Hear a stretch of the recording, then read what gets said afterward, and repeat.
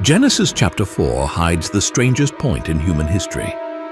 After the first murder, the text moves on to something impossible to explain. Cain simply meets a woman and builds an entire city around her. Nothing is said about who she was. Nothing is said about where she came from. Nothing is said about how a city appears when only 3 people existed in the world.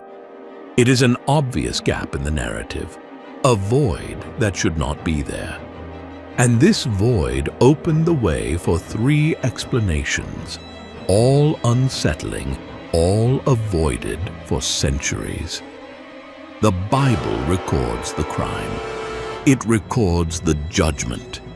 It records the exile. But when it reaches the decisive moment, it falls silent. And it is in that silence that the mystery we are about to uncover in the Valley of Redemption begins. Genesis 4:4 describes Cain's crime, the judgment, and his exile in a direct and straightforward way. However, immediately after this decisive moment, the text moves on to something that does not fit. Without any explanation, a woman appears beside Cain, followed by the birth of Enoch and the building of a city. This jump creates the first major problem in the narrative. The origin of this woman is never mentioned, and the existence of a city at the beginning of humanity seems impossible within the biblical account itself. Up to that point, Adam and Eve had only 2 living sons. Abel was dead, and Seth had not yet been born. This reduces humanity to 3 people. Even so, Genesis introduces an adult woman and then describes an urban structure that would require dozens or even hundreds of inhabitants. None of them are mentioned, and the narrative continues as though everything were perfectly natural. This silence is what sustains the mystery. If the intention were to present this woman as a direct descendant of Adam and Eve, it would have been enough to name her, as happens with the other characters. But the text does not do this.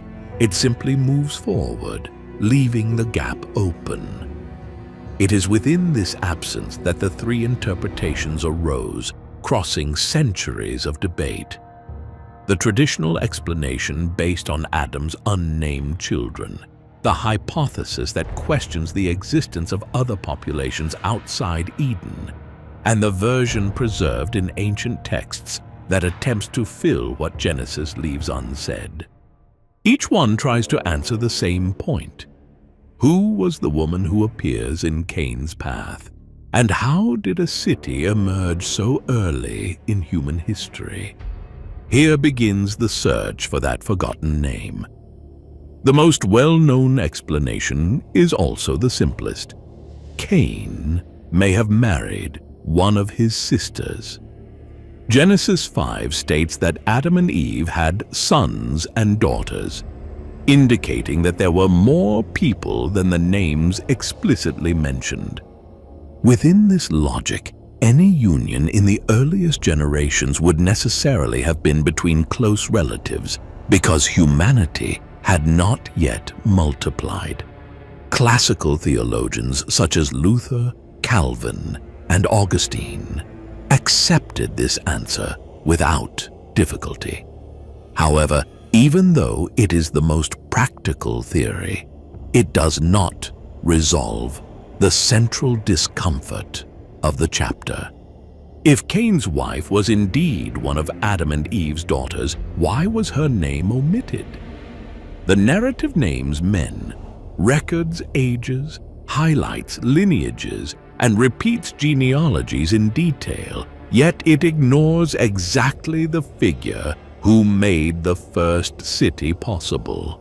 The text does not present her, does not identify her, and does not explain why she appears precisely at the moment when the chapter would need to be most explicit.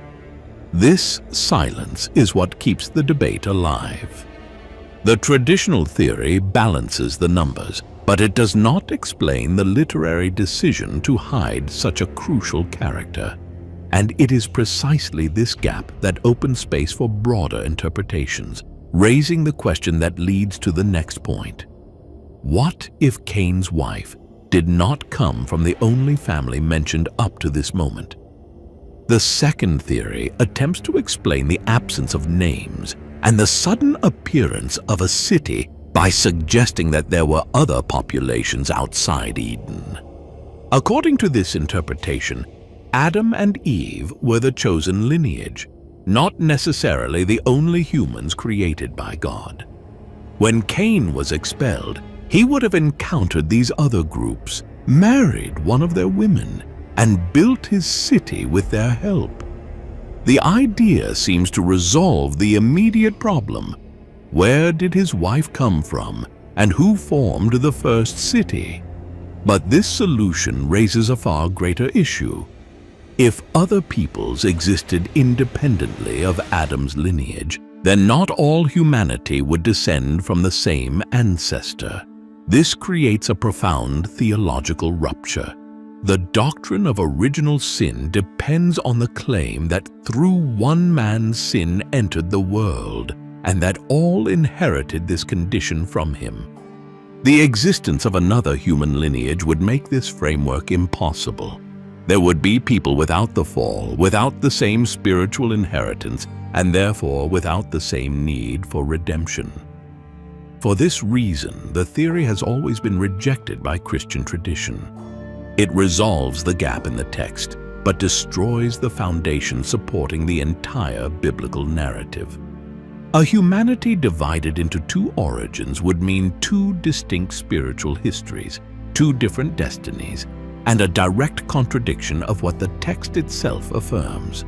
For this reason, the idea of multiple peoples outside Eden has been preserved only as a hypothesis, never as an official interpretation. Even so, it remains alive because it touches precisely the point that Genesis does not explain. If there were no other populations and Cain's wife was never named, only one possibility remains.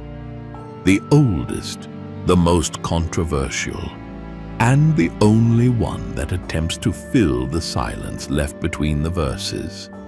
In the end, the enigma of Cain's wife does not exist merely because information is missing. It exists because the narrative itself chooses to keep this point in silence. The Bible records the crime, the exile, and the rise of the first city. Yet it moves quickly past the figure who made all of this possible. This empty space shaped centuries of debate and sustained theories that attempt to explain what was never said, each offering a partial answer to an absence that remains firmly in the text. None of this weakens Genesis. On the contrary, it reveals how certain literary decisions were made to highlight what truly matters. The chapter is not concerned with forgotten names, but with the contrast between two lines that would begin to develop from that moment onward.